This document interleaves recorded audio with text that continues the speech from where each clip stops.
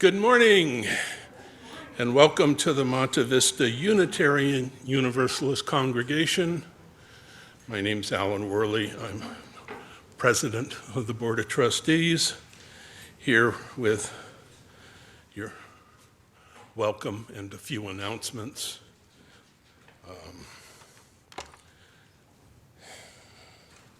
Due to heavy traffic and whatever other reasons, our pianist is not here at this time, expected to arrive though.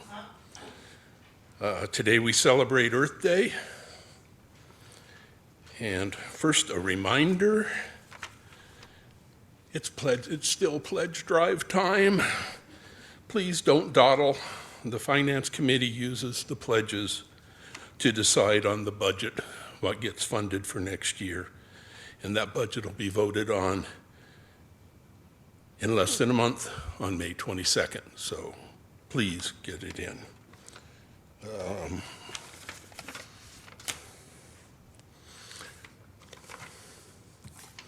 The yellow, joys and concerns, back on the greeter's table. If you would fill one out, there's a basket on the green table over there to put them in. And Ari today requests that if you have the opportunity to write a joy or concern about the environment, since that is what we are celebrating. If you have personal joys and concerns, that's okay too. But it's this little form. Please fill one out. Announcements. After the service today, please join our children outside on the patio for Earth Day activities, including planting of an oak tree. We're finally going to get an oak on this campus. Please read the Thursday Community Connection that gets emailed out every Thursday. It's very important. Taco Tuesday is a chance for us to gather and just have a relaxed conversation. It's a neat opportunity to get to meet and learn more about each other. Wednesday, April 27th, this upcoming Wednesday, Gathering Around Grief support group meets at 7 p.m. here in the sanctuary. But also on Wednesday, an adult RE class on eco-civilization will be at 7 p.m. on Zoom. So we're giving you lots of options. An important one, OWL, Our Whole Lives. The parent meeting will be May 15th at 12:30 in room 1. OWL is Our Whole Life sex education for our youth and children, age-appropriate content, and I can speak as having been an advisor and being an RE for, over a dozen years, that the kids that go through OWL have a totally different view of their sexuality than the kids that don't. Never ever had a problem with inappropriate conduct from our OWL kids. It's awesome and amazing. So that is May 15th. If you have kids, grandkids, we're doing grades 4 through 6. So in that age range, please have them contact Robert, because we're doing a partnership with another couple of neighboring churches to get members, but the more the better. And now Rev Maggie has an announcement. And Lily, Christos Voskres. Little Russian, I learned it as Russian Orthodox, the Eastern Orthodox Church. Today is Easter, and the exchange is Christ has risen. Truth, he is truly risen. So.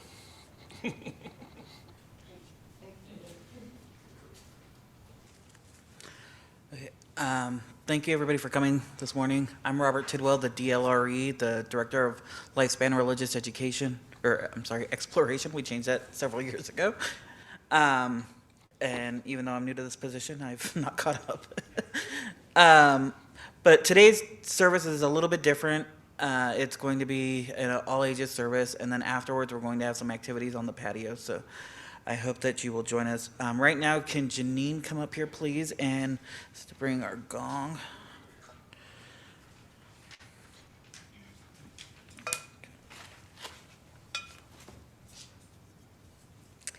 Oh, right, I lost my words.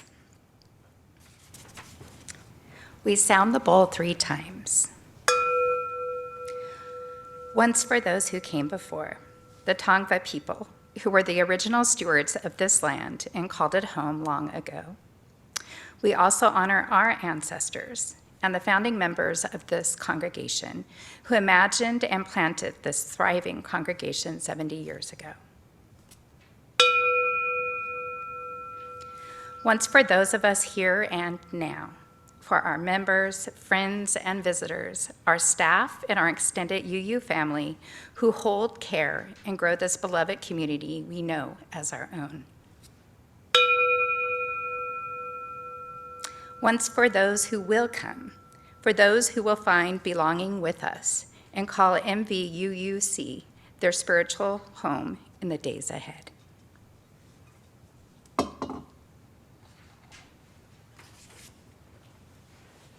Thank you so much, Janine. And now, lead the Comstock, can you come and light our chalice? Or say our chalice lighting word, then I'll light the chalice, if you want to use the microphone.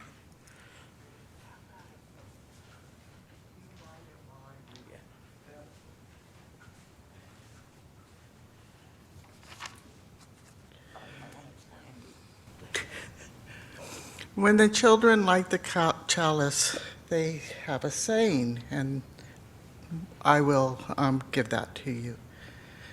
We are Unitarian Universalists, the Church of the Loving Heart, the Church of the Open Minds. Together we care for the earth and work for friendship and peace in the world. And pre-COVID times we held hands. Now we just, okay.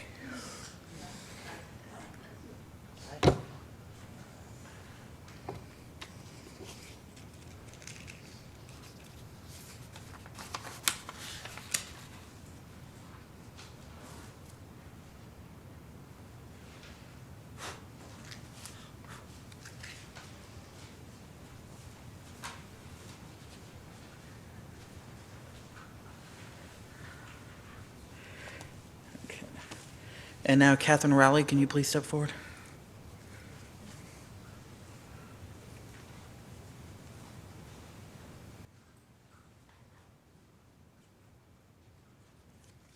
I'm the lucky one that gets to read our Rainbow Promise, which is what the children say. It's the principles and purposes at a little different level. I love it. So, red, and if you would open your order of service and we can say this together. Right? Okay. Oh, beautiful. Okay, red, respect all people.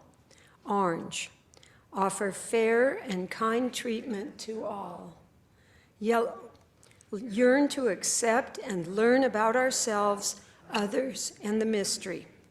Green, grow by exploring what is true and right in life. Blue, believe in our ideas and act on them. Indigo, insist on fair, peaceful, and free world for all. Violet, value our home earth, which we share with all living things.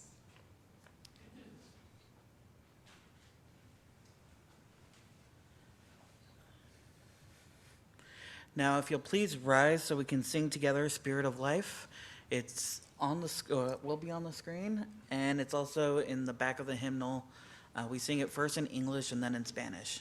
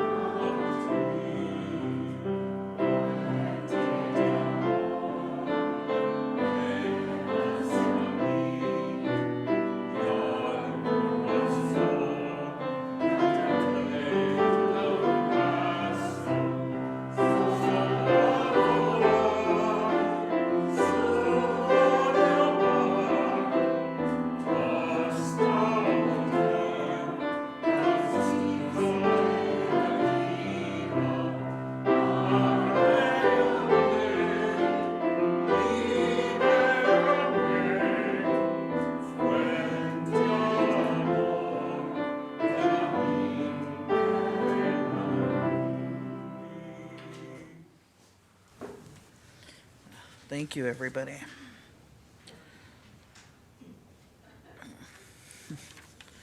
So, as I mentioned, today's service is going to be a little bit different than usual.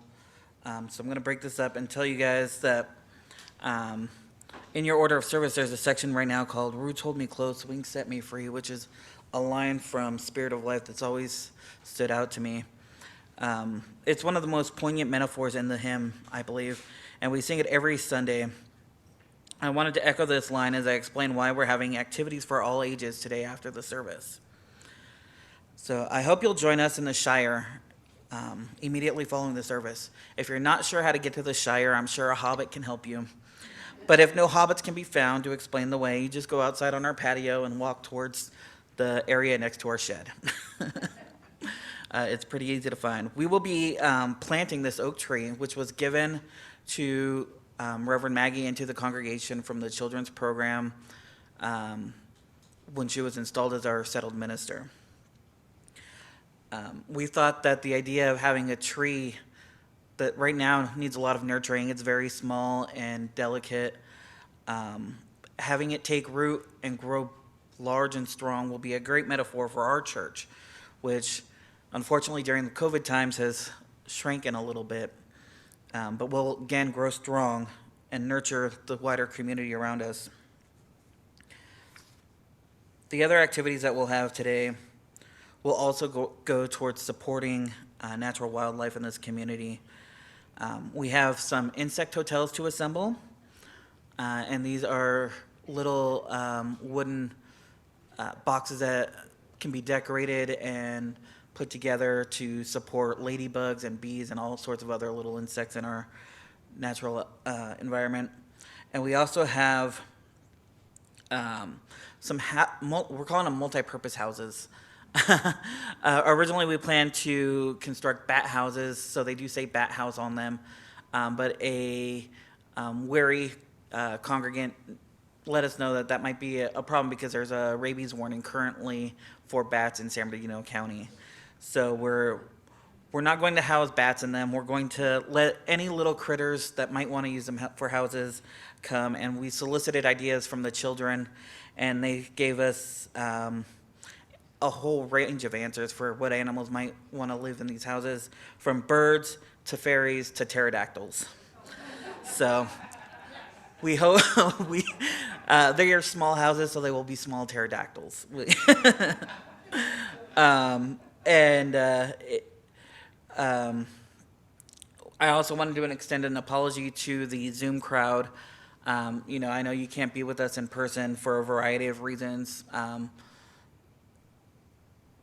These activities, we hope that when you come, the next time you're able to come in person, that you'll look at our tree and you'll know that that's part of, the gift that was given on behalf of all of us. So, that's your tree as well. So now let us stand together to sing hymn number 76 in the Living Tradition, For the Flowers That Bloom at Our Feet, and it'll be on the screen as well.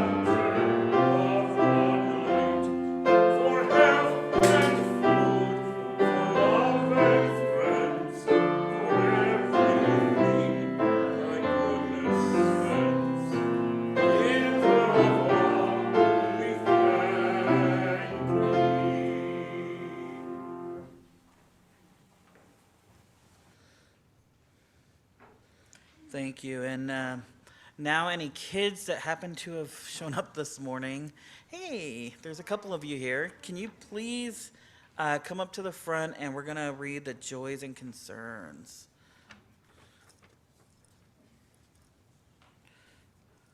And do we have any in the chat box? Yeah.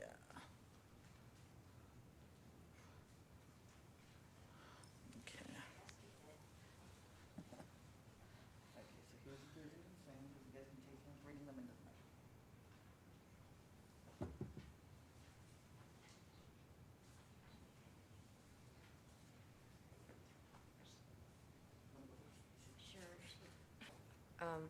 I have been greatly enjoying the RE Ecological Civilizations class and highly recommend the video Kiss the Ground, which actually gives hopeful solutions. What's this? Jeannie? Yeah, Janine. Jenny.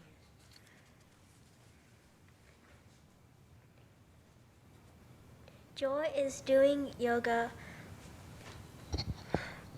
with John and Mariana or on our beautiful patio at 9 o'clock a.m. Saturday. Name Ellen. You want to read this one? Okay.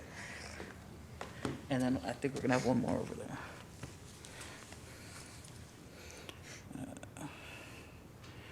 Okay, it says, Cat Carrie's cupboard helped spay a dog that has had multiple litters, and a human has finally agreed.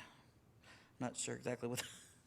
And then it also says number 2, collaborated with other animal advocacy organization to help a family cover vetting expenses for their dog whose leg was degloved after attack. Oh, thank you so much.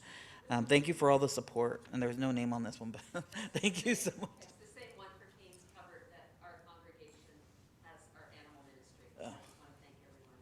It's a great joy to get that dog spayed. And on the Zoom it says,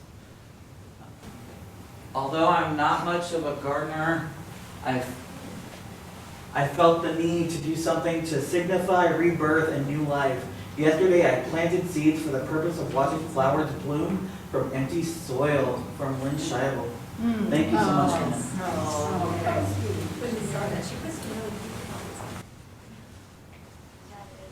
Yeah, you can go back and sit down. Thank you.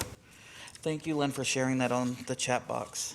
I don't know if you guys could hear on Zoom, but Lynn said she planted some seeds to watch them grow from empty soil. Okay.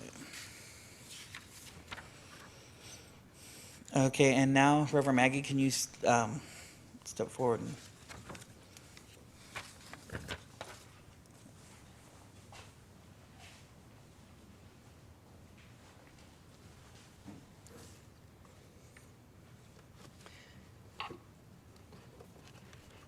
Our offering message today opens with reading number 675 in our hymnal.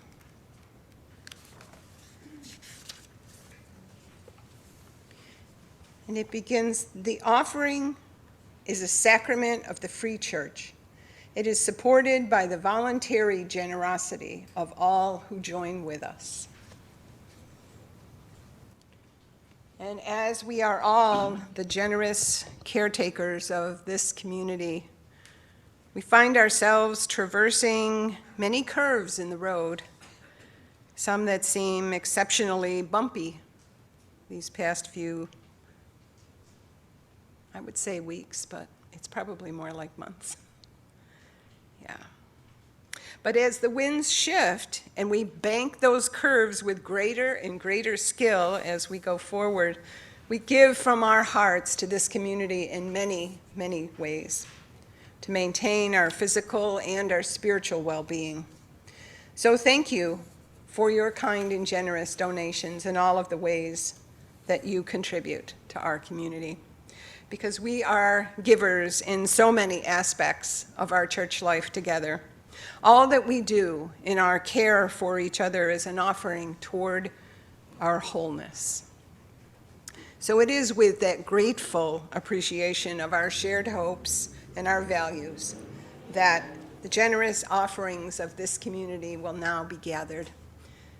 If you are attending in our Zoom sanctuary and you'd like to contribute, Lily will put the link in the chat box where you can donate online. But I invite those in the sanctuary that want to come forward with a donation to the Beta Center of food donations, or for the congregation to do so now. Thank you.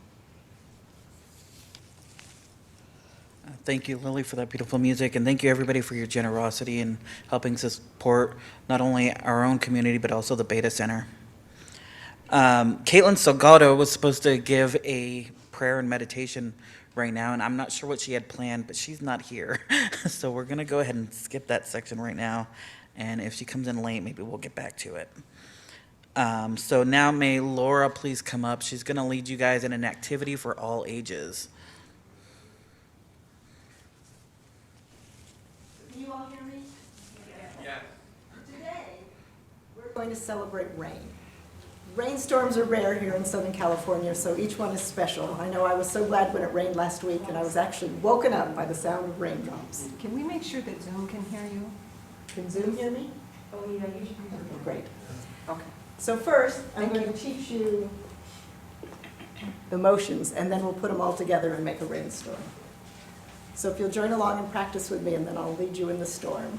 And please do join at home. You can make it rain in your homes. So we start with a breeze. And then the raindrops start. And then it starts to rain more. And then the rain gets harder. And then we get thunder, which means stand. And then the storm will start to go away, so we clap again. We snap as drops, and finally it's just back to the rain.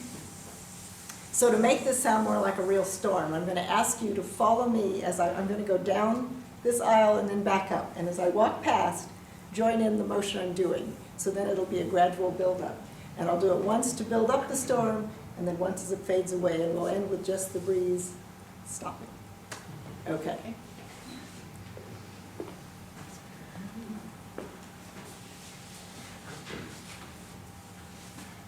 Okay, so we start with the breeze.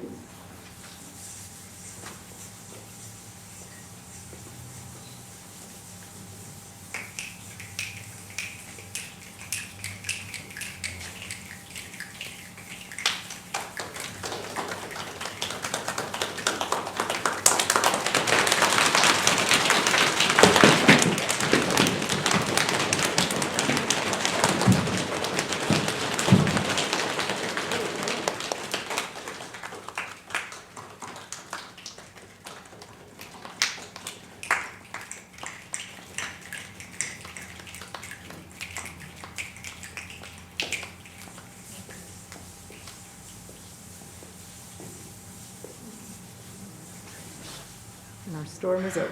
Congratulations, you made it work.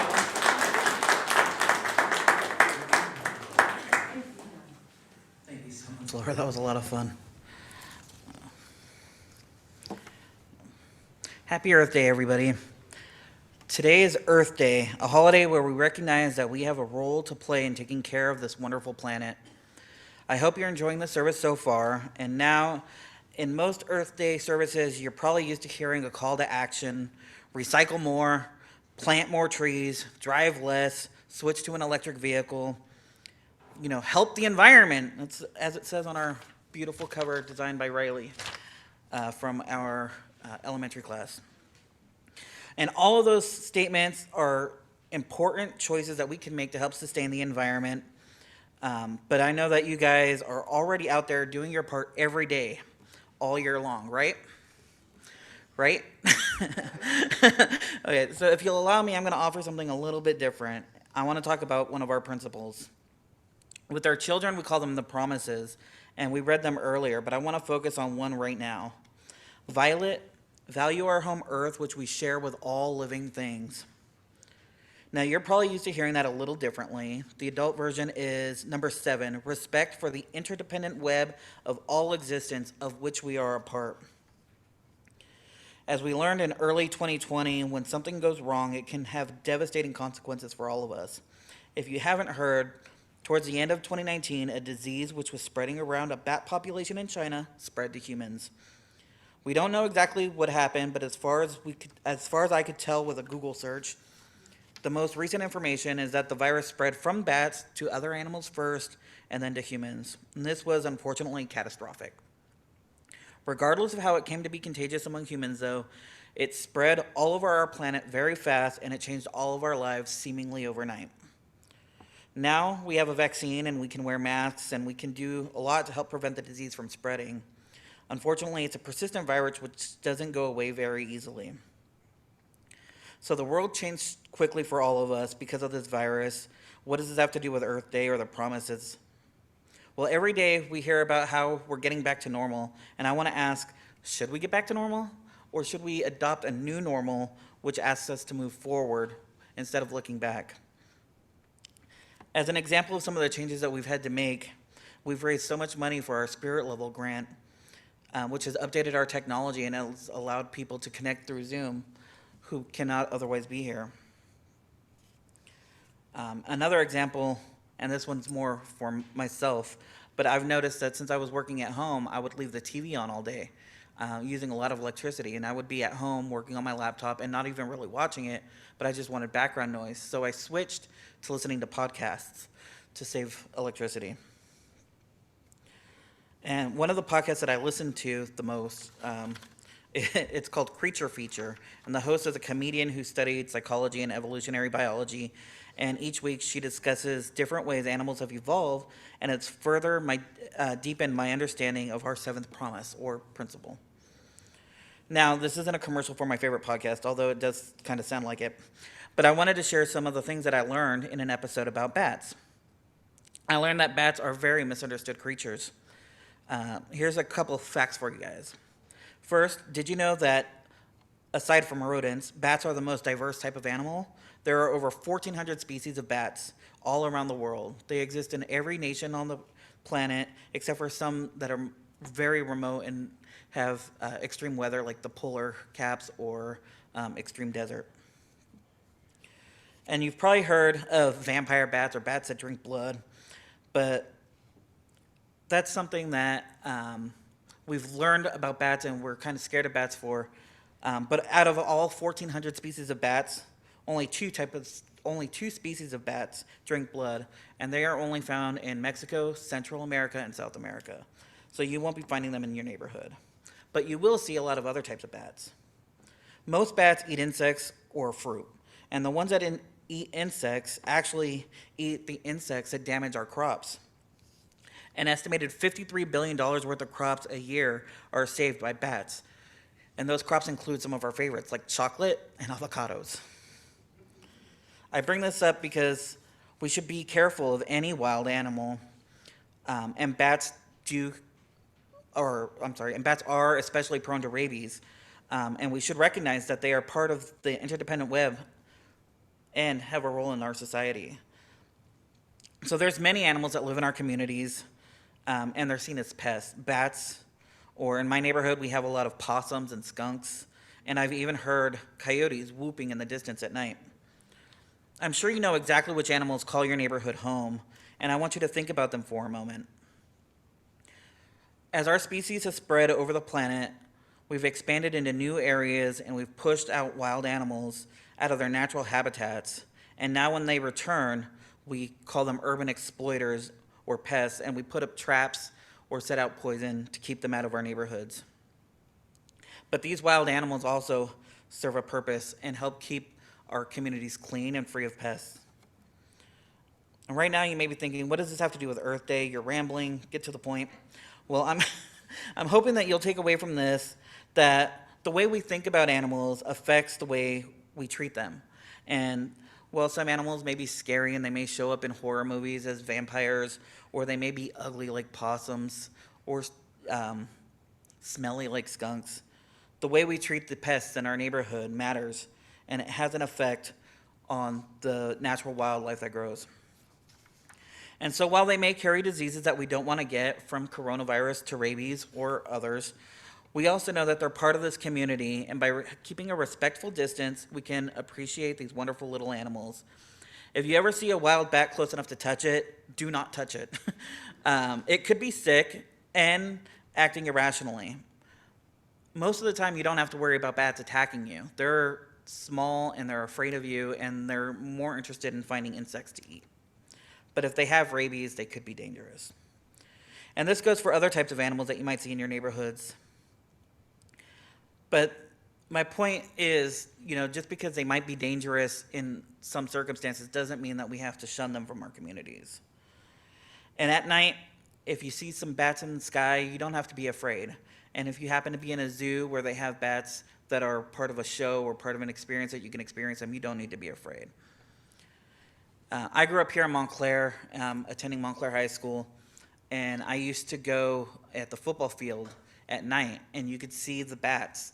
If there wasn't a football game or a bunch of noise to scare them away, you could watch them as they fly, and you'd be like, they fly in really weird patterns, but that's because they're chasing the insects to eat. And they were quite pretty to watch. So I encourage you all, if you happen to see any bats in your neighborhoods, to watch them. We may have bats here at night, I don't know. The parking lot at the mall is pretty big and empty, so we likely do. But don't worry, there's actually, did we get the video set up, Lily? I don't know if we did or not. No? Okay. We were going to have a call to action still for those of you who need it, but I think we're going to wait until next week for that. But we are all connected to everything on this planet, whether it's bats or mosquitoes or cute kittens that we pet. It's our job to do everything we can to support them, and whether it's getting vaccinated to prevent the spread of a deadly disease, or building insect homes for ladybugs and bees and other friendly little bugs, or multi-purpose houses, which will be on the patio. There's lots of different ways that we can support the natural wildlife in our communities, and I hope that you'll do your part. You already know other ways that you can do better. You've already been meaning to start a compost heap, or to switch to an electric car, or to drive a hybrid, to change your lights in your homes. We hear these all year long, and if you haven't made that choice yet, but you've been meaning to, today is as good a day as any to make that choice, and moving forward to make it every day. And so we don't have the video. Okay. So thank you for listening to my bat speech. Now we'll stand and we'll sing from the Living Tradition, number 163, For the Earth Forever Turning.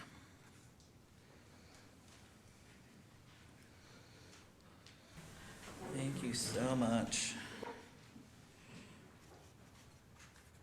And now, as we get ready to extinguish our chalice, I'd like to share the words of T.S. Eliot. What we call the beginning is often the end, and to make an end is to make a new beginning. The end is where we start from. We shall not cease from exploration, and at the end of all of our exploring, we will be to arrive at where we started, and to know that place for the first time. And now, Letha, can you step up and do the benediction?